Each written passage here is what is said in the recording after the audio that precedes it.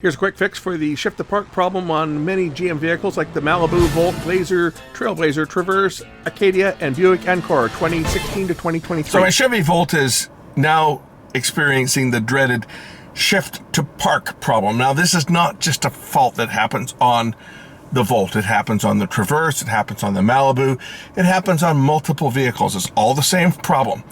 And what happens when it pops up is you cannot shut the car off. There we go. That's the problem that we get when it acts up. And the solution is to flick the button on the shifter, and that'll clear the problem. On the shifter, there's a switch that's activated when you pull in the button. And when you release the button, it activates a switch. And the switch is down here in the shifting column. Now, if you take this to the dealer, they're going to tell you $500. They're going to sell you the whole shifter for over $100 for the shifter, and then there's going to be labor to put it in.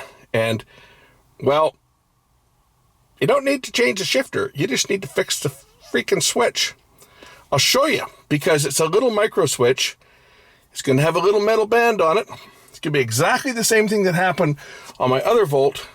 There's a little metal switch that detects whether the fuel fill door is open or closed. And when that switch, when the little metal arm bends, it, even though it's closed, it's not detecting that it's closed, and it sends a code, sends a check engine code. The door won't lock for the fuel. This is really simple to get to on this. I'll show you how simple it is. I only need a screwdriver and a pair of pliers. So let's get started on it. First things first, I just need to remove the trim. Yeah, I know there's a bunch of stuff in there. We're gonna pop this up.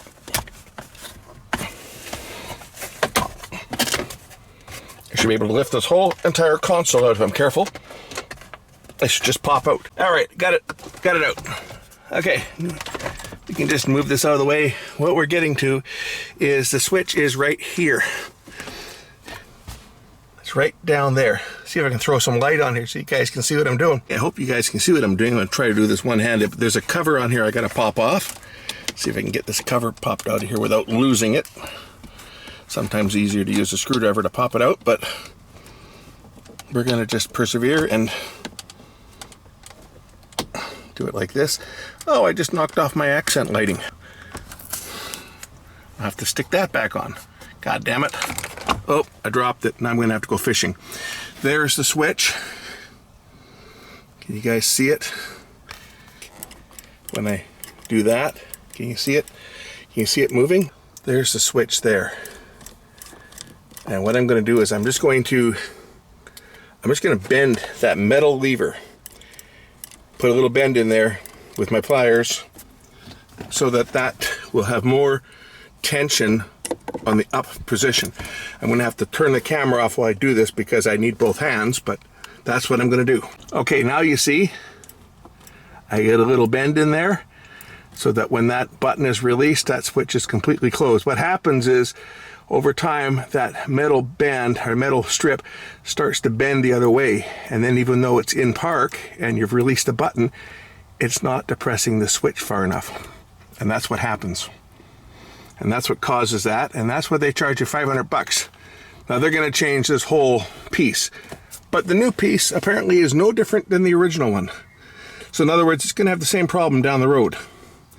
Unfortunately, my accent lighting fell off here when I lifted this up, so I'm gonna have to put that back in place. I can see one of the lights that's fallen down here. I have to stick that back on the cup holder.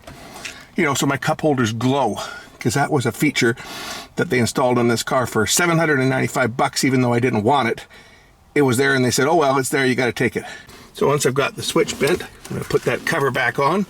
Again, try to do it one-handed. That always helps, right? Doing things one-handed. There, that switch clips. That cover clips back in just like that. Now I gotta deal with this. All right, now all you need to do is just to put the dash back, or put the console back together. It just held in place with clips. So we're just gonna push it down.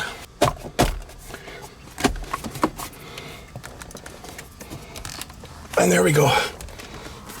Back together.